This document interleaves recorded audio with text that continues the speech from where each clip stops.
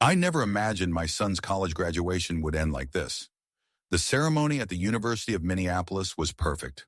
Blue skies, proud families, and the infectious joy of accomplishment filling the air. Nathan had worked incredibly hard for his business degree, and I couldn't have been more proud. But what should have been one of the happiest days of our lives turned into something entirely different. I'm Anna, 45, a financial advisor in Minneapolis, married to Benjamin for 25 years. We've built a comfortable life together, raised our son, and saved carefully over the years. I always believed we were happy. I worked hard while Benjamin ran his own consulting firm. We weren't wealthy, but we were stable, and that was enough for me. The moment the champagne toast started, I knew something was off. Benjamin was acting strangely. He kept checking his phone, glancing nervously around, and there was something about Rebecca's presence that felt wrong. She was young, probably around 30, and had been working for Benjamin for the last 2 years. Officially, she was there to help with the celebration dinner, but her behavior felt out of place, as if she was a little too comfortable with our family. She stood close to Benjamin the entire time, a quiet smile on her face as though she knew something no one else did. When it was Benjamin's turn to speak, I expected something touching about Nathan's achievement. But instead, he stood up, champagne glass in hand, and announced, "I have something important to share with everyone," he began. My stomach dropped. The room grew still. "I'm leaving. Rebecca and I are in love, and we're starting a new life together. I've already transferred our savings to ensure our fresh start." The silence was deafening. Nathan's face went pale. The other guests shifted uncomfortably in their seats. Rebecca, standing next to him, had a triumphant smile, her hand possessively resting on his arm. But instead of feeling shocked or devastated, I felt oddly calm. Maybe it was because I had seen this coming. Maybe it was because I had been prepared for this moment months ago. I reached for my purse, feeling the weight of the envelope inside. 3 months ago, I noticed the first red flag. I was reviewing our joint accounts when I saw a series of strange transfers. Hotel charges, expensive restaurants, jewelry purchases from Tiffany's, first-class flights to the Caribbean. Every time, Benjamin claimed he was working late, but these charges always appeared on the same dates. Wednesday nights, always the same hotel suite in downtown Minneapolis. It didn't take long for me to figure out that something was very wrong. I didn't confront him immediately. Instead, I kept digging. I tracked every transaction, every receipt, every suspicious movement in our accounts. And the evidence kept piling up. Then came the offshore account transfers. He thought he was being clever, hiding money in a Cayman Islands account. But there was one crucial detail he had overlooked. I had handled our taxes for the last 15 years, and I knew every legitimate account, every investment, every penny we'd saved. These new transactions stuck out like neon signs. The final confirmation came from my friend Laura Ear at Benjamin's firm. One afternoon she called, her voice hesitant. "Anna," she said, "I think there's something you should know. Rebecca just filed for a transfer to your husband's new satellite office in Bermuda." That was when I knew. Benjamin wasn't just having an affair. He was planning an escape. The pieces clicked together. The hidden money, the secret accounts, the planned announcement. He had chosen Nathan's graduation deliberately, thinking the public setting would prevent a scene. What he didn't know was that I had already contacted my lawyer, Patricia. Together, we'd spent weeks preparing everything: the divorce petition, the asset freeze, the tax fraud evidence. As I watched Benjamin's smug expression, I felt a small wave of satisfaction. He thought he had orchestrated the perfect exit. What he didn't know was that I had already prepared my own surprise. When Rebecca waved a first-class ticket in front of everyone, my stomach churned. "Our flight to Bermuda leaves tonight," she gushed, her voice dripping with satisfaction. "We've already found the perfect beachfront property with your savings." The room erupted in shocked whispers. Nathan's hands trembled with anger, and our friends and family shifted uncomfortably. Benjamin turned to me, his expression a mix of triumph and pity. "I've left you enough for a few months' expenses," he said, trying to sound magnanimous. "I think that's more than fair." "Considering what?" I interrupted, keeping my voice steady. "Considering that I helped build your consulting firm from scratch?" That I managed our finances while you focused on your career? Or considering that I've known about your plan for months? His smile faltered, and Rebecca's hand tightened on his arm. What do you mean you've known? She demanded, her confident facade cracking. I reached into my purse and pulled out the thick manila envelope. You know, Benjamin, for someone who prides himself on attention to detail, you really should have been more careful with your email password. Nathan's birthday? Not very original. The color drained from his face. I could see him mentally calculating, trying to remember what emails might be in that envelope. Your plan was clever, I continued, standing up and facing him directly. Setting up the Bermuda account, planning this announcement for Nathan's graduation, where you thought I wouldn't make a scene, but you forgot one crucial thing about me. And what's that? He managed to ask, his voice slightly hoarse. I don't just manage our family's finances, I said, savoring the moment. I do this for a living. Did you really think I wouldn't notice the transfers? The hotel charges? The secret account in the Cayman Islands? I smiled as his eyes widened with each revelation. Or maybe you thought Laura and HR wouldn't tell me about Rebecca's transfer request to your new Bermuda office. Benjamin's hands were shaking now. Rebecca took a step back, her triumphant smile replaced with uncertainty. Here, I said, holding out the envelope. Before you leave for your new life, you might want to look at this. Consider it my graduation gift to you both. As Benjamin opened the envelope with trembling fingers, the room fell silent. The papers he pulled out were the divorce petition, already filed and stamped. His face turned pale as he scanned the first page. What the hell is this? He stammered, disbelief flooding his voice. I took another sip of champagne, savoring its crisp taste. Oh, just some light reading before your romantic getaway, I replied sweetly. You might want to pay special attention to page 3. Rebecca peered over his shoulder, reading the bank statements showing our joint account's current balance of 0. Every penny had been legally transferred weeks ago to an account solely in my name. You can't do this, Benjamin sputtered, his face red with rage. That's our money, I raised an eyebrow. You mean the money you were planning to steal? The money you've been slowly siphoning into offshore accounts?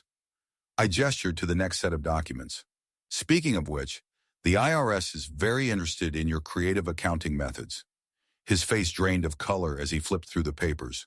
Hotel receipts, restaurant bills, email printouts detailing his affair with Rebecca, including their plans for this very announcement. Each page was another nail in the coffin of his escape plan. Nathan stood beside me now, his graduation gown rustling as he moved closer. Dad, he said, his voice thick with emotion. You were really going to do this? Today of all days? Benjamin couldn't meet our son's eyes.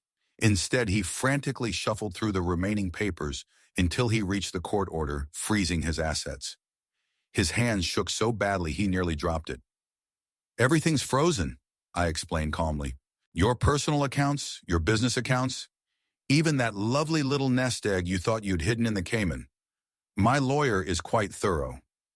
Rebecca, now gathering her composure, attempted to salvage what she could. Babe, what's happening? What does she mean everything's frozen? I turned to her with mock sympathy. It means, dear, that your sugar daddy is officially broke. Well, not broke exactly, just unable to access any of his money. I hope you kept your return ticket, because it looks like that beachfront property in Bermuda might have to wait. The gathered guests watched in stunned silence.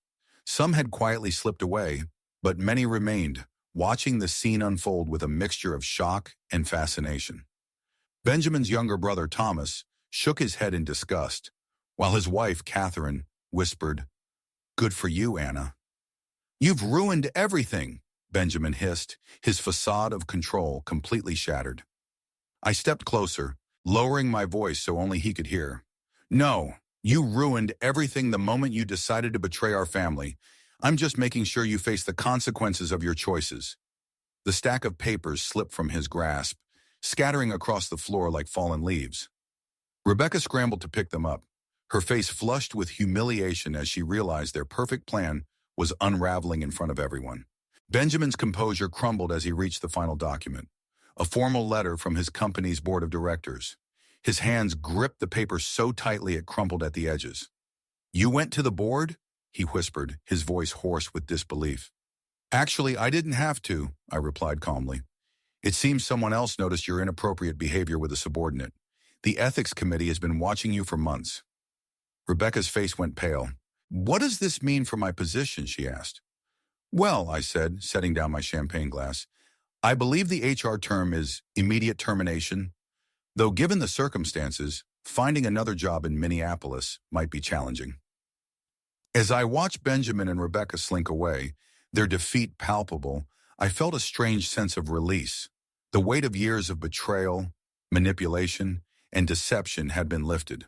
For so long, I had been the one to carry the burden of our family's success, silently enduring the guilt and resentment. But now, as I stood there in front of our friends and family, I could finally breathe again. Benjamin had chosen the worst possible moment to reveal his betrayal, on Nathan's graduation day of all days.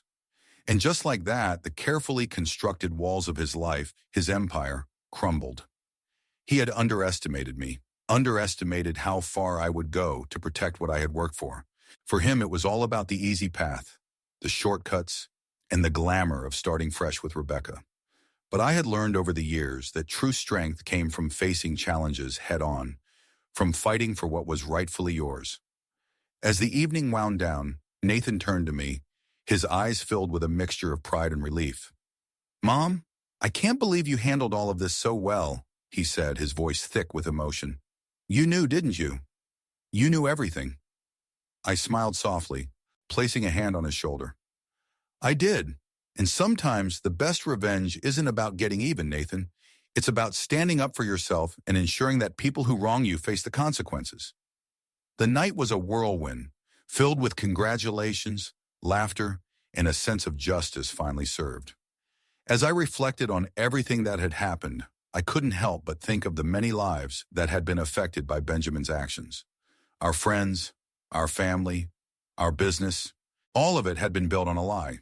But now I was free from the chains of his manipulation.